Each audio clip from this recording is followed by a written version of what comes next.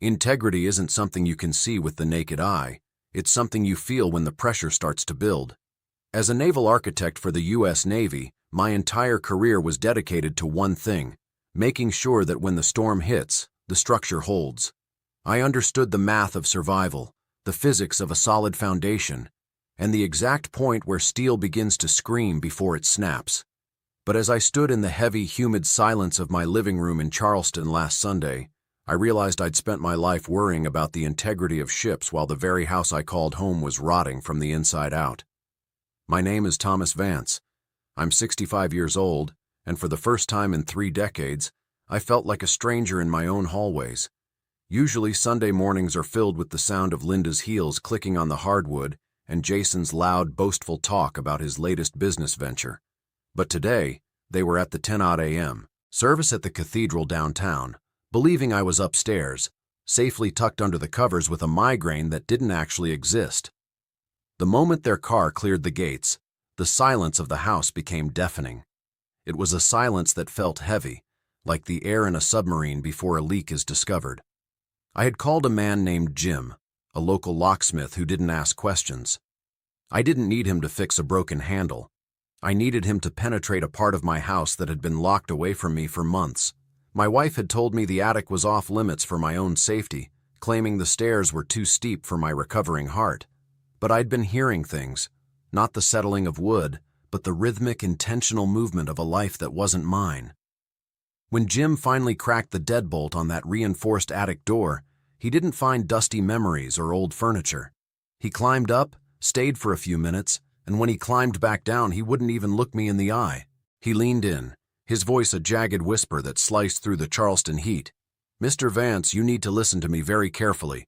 Someone hasn't just been in your attic.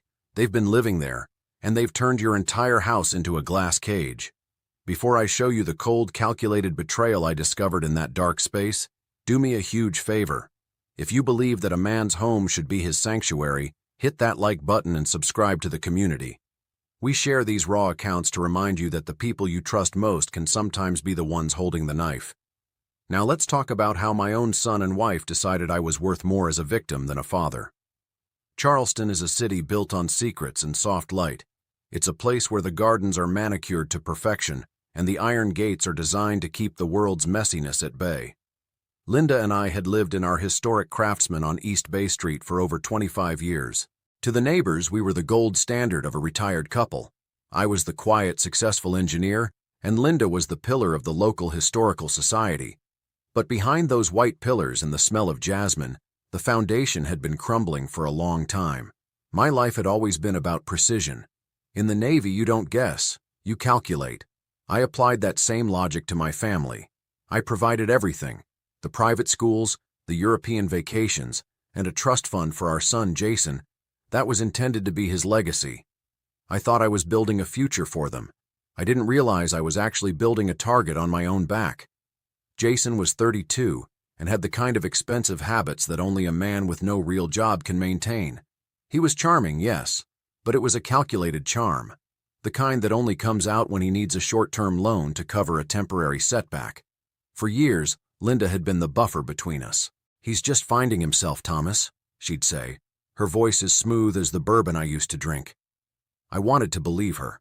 I wanted to believe that the woman I'd shared a bed with for half my life was on my side.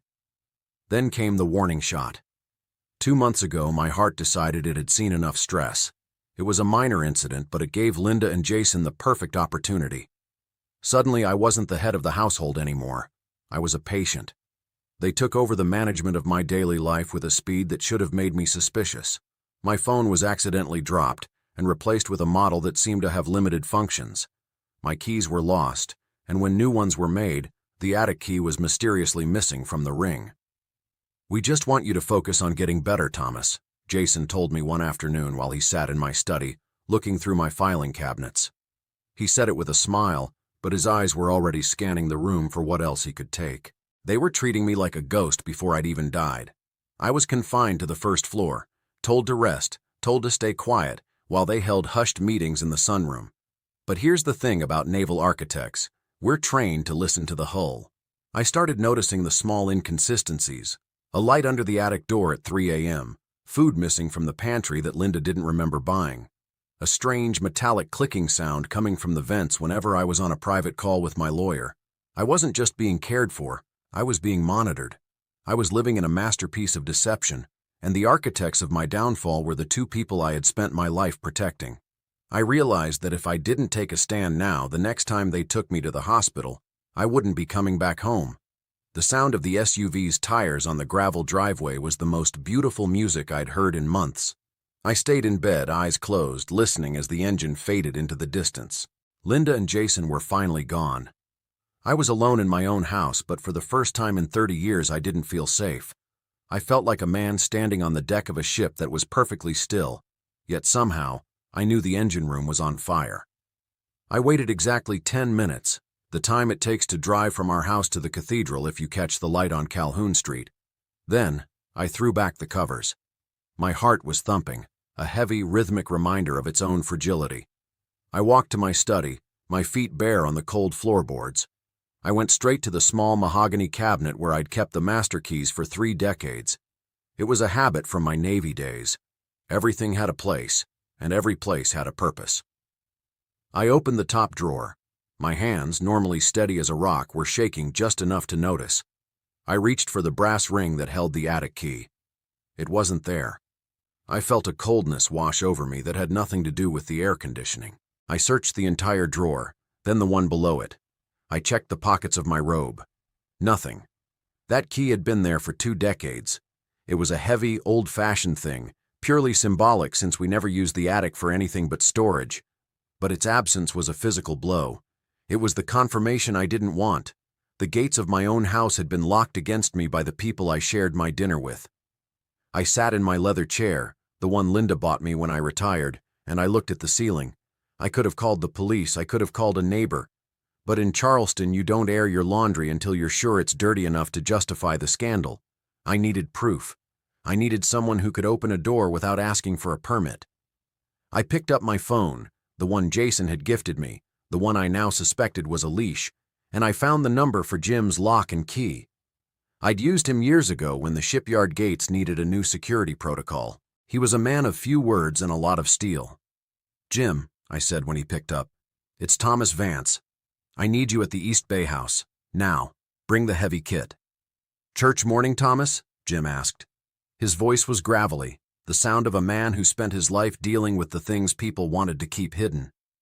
"Exactly," I replied. "I'm locked out of my own head, Jim. I need back in before the bells stop ringing." While I waited, I walked through the house.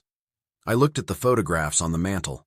Linda at the Historical Society Gala. Jason at his graduation, looking like a man who had the world at his feet. They looked so perfect, so devoted. It made the knot in my stomach tighten. I went to the pantry and checked the high shelf. 2 cans of expensive soup were gone. A box of crackers, half empty. Small thefts that today were breadcrumbs leading to a nightmare. I stood in the hallway looking up at the attic hatch, and I realized that the house I'd built on honesty was currently standing on a pile of lies. I was the architect, and I'd missed the critical flaw. I'd trusted the wrong builders. Jim arrived in a nondescript white van that looked like every other service vehicle. He didn't knock. He used the side entrance as I'd instructed. He walked into the hallway carrying a black canvas bag that clinked with the sound of specialized tools. He looked at me, then at the attic hatch, and then back at me. He didn't ask why a retired naval architect was breaking into his own attic while his family was praying for his health. He just nodded and set to work. "High-end deadbolt," Jim muttered as he climbed the ladder. "Someone didn't want this opened from the outside." "How long?" I asked, my voice sounding like it was coming from someone else. 10 minutes, maybe less. It's a good lock, but it's still just a lock." I stood at the base of the ladder, my neck aching as I watched him work. The house was so quiet I could hear the tiny metallic clicks of his picks. It was the sound of my life being pried open. I thought about Linda's smile this morning, how she'd kissed my forehead and told me to sleep the pain away. I thought about Jason's hand on my shoulder, firm and reassuring, while he was likely thinking about the square footage of the attic. Suddenly there was a heavy, final thud. The bolt had retracted. Jim pushed the hatch up slowly. He moved with the caution of a man who knew that some doors are locked for a reason. He pulled himself up, his boots disappearing into the darkness. I waited. The silence that followed was the longest minute of my life. I could hear him moving up there, not the heavy footsteps of someone searching, but the light, careful steps of someone who has just seen something they didn't expect. He didn't call down to me. Instead, I saw his face appear in the opening. He looked pale even in the dim light. He beckoned me up with a frantic wave. I climbed. My knees protested and my heart gave a sharp warning tug, but I didn't stop. I pulled myself onto the attic floor, and the smell hit me first. It wasn't the smell of cedar or old paper. It was the smell of stale coffee, expensive cologne, Jason's cologne, and the ozone-heavy scent of electronics. Jim leaned in, his whisper so low it was almost a vibration.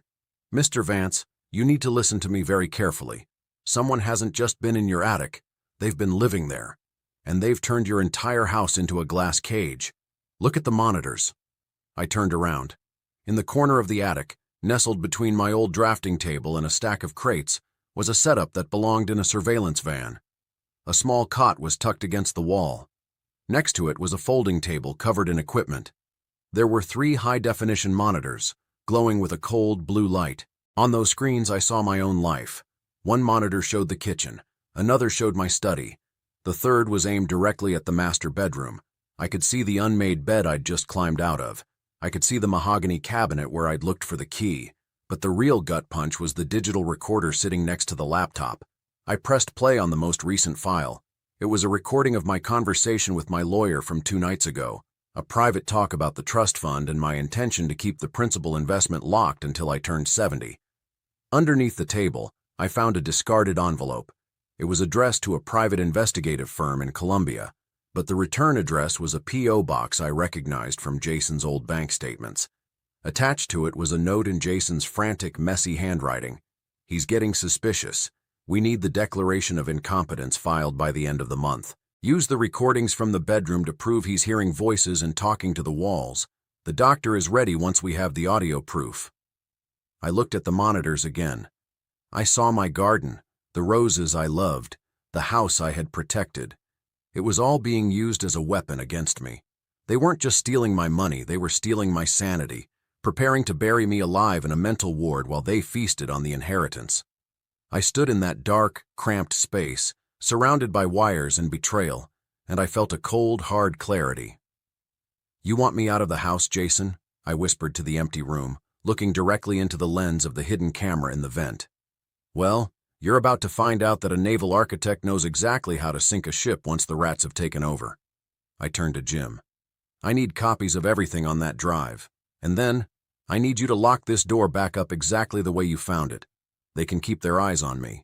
I want them to watch every single second of what happens next. Before we get to the part where I turned their own surveillance into a trap, do me a favor. Hit that subscribe button and join our community. These stories of family betrayal are hard to hear, but they're important.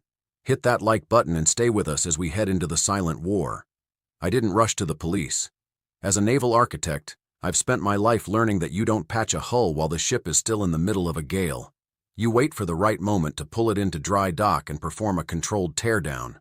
For the next 5 days, I played the part of the frail, recovering old man with a precision that would have earned me an Oscar. I stayed in my robe, I took the vitamins Linda gave me, which I now made sure to spit out into the bathroom sink, and I let them believe their invisible cage was holding me fast. Every time I walked under the vents, I felt the phantom heat of those attic cameras. I knew Jason was up there, his eyes glued to those monitors, waiting for me to slip up, waiting for a moment of confusion he could record and show to a judge.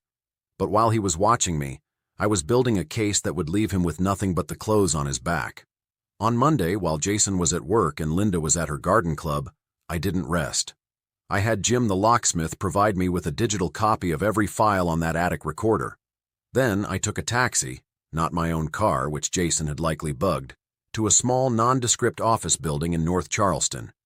I didn't go to the family lawyer. I went to see Catherine Reed, a woman known in South Carolina legal circles as the Iron Sloop. She didn't care about my family's reputation. She cared about the law. I handed her the blue folder. "They're trying to bury me alive, Catherine," I said, my voice steady for the first time since my heart flutter. I want to make sure they're the ones who run out of air. Catherine went through the recordings and the locksmith's photos. She discovered that Jason wasn't just broke. He was nearly $500,000 in debt to a private equity firm that didn't take kindly to late payments. He wasn't just greedy. He was desperate. He needed my father's trust fund not to build a future, but to save his own skin. "We need to move fast," Catherine said. "If they file for that conservatorship, it triggers a legal freeze on your assets. We have to beat them to the courthouse." We spent the afternoon closing doors. Following the lead of others who have fought these quiet battles, I formally revoked Linda's access to my personal medical records and my father's estate. I moved the trust into a protected structure that required my physical presence and a notarized fingerprint for any withdrawal over $5,000. I essentially removed the engine from the ship while Jason was still trying to steer it from the attic. Before we get to the final Sunday brunch, take a moment to join our community. Hit that subscribe button and like this video. We share these raw, personal accounts because the truth is the only thing that actually sets you free. Like the video and tell me in the comments, how would you feel if you realized your own home had eyes? By Friday, the legal trap was set. I had the forensics. I had the recordings of Jason and Linda discussing how to frame my confusion, and I had a protective order ready to be served. I returned home and sat in my study looking up at the vent. I knew they were watching.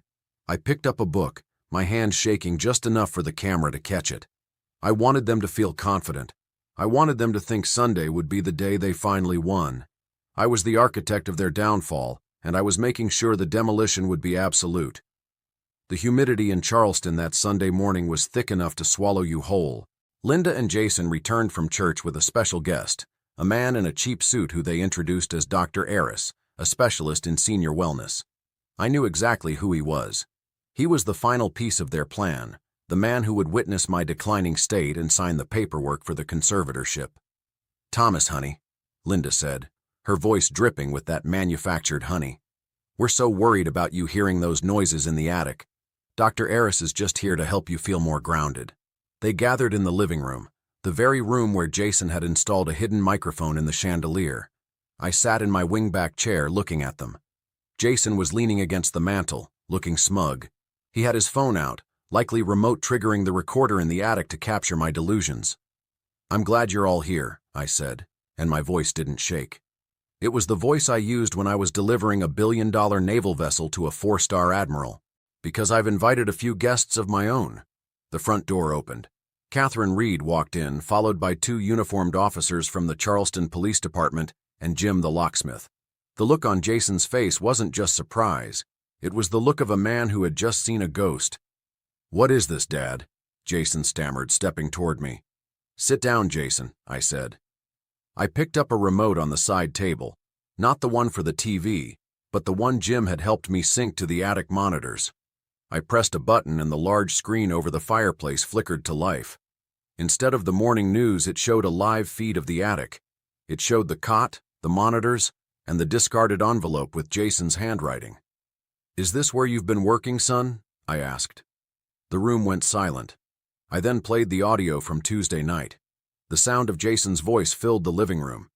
"We just need him to say he hears the footsteps one more time while the doctor is here. Once the trust is under our control, we'll move him to the facility in North Carolina and sell this place." Linda let out a strangled gasp, her hand flying to her mouth. Dr. Eris didn't say a word. He simply turned around and walked out the door, knowing his consultation fee wasn't worth a prison sentence for fraud. "The locksmith found your nest, Jason," I said, standing up. "And Catherine has already filed the evidence of your eavesdropping and attempted financial elder abuse. Your access to this house, my money, and my life is officially terminated." The officers stepped forward. They didn't arrest them, not yet, but they served the emergency eviction and the protective order. Jason looked at me, his eyes wide and hollow. He'd spent months watching me, but he'd never actually seen me. He didn't see the man who knew how to find the rot in a hull. He only saw a bank account with a heartbeat. I watched as they were escorted out of the house I'd built, leaving behind nothing but the echoes of their own betrayal. The house is truly quiet now. The attic has been cleared out, the wires have been ripped from the vents, and the reinforced door has a new lock that only I hold the key to. I spend my evenings on the porch, watching the tide come in and listening to the real sounds of Charleston, the wind in the palmettos and the distant hum of the city. Betrayal is a strange thing. It doesn't just break your heart, it sharpens your vision. I lost a son and a wife that day, but I rediscovered the man I used to be, the one who builds things to last. Blood might make you family, but only loyalty makes you kin. I've learned that the people who try to make you feel crazy are usually just terrified of your clarity. Thank you for being part of this journey. If this story reminded you to trust your gut and watch your own foundation, then it was worth telling. Don't forget to subscribe and like the video. It helps us keep these stories alive. Stay strong, stay vigilant, and never let anyone tell you that the shadows you see aren't real. I'm Thomas Vance, and I'm finally home.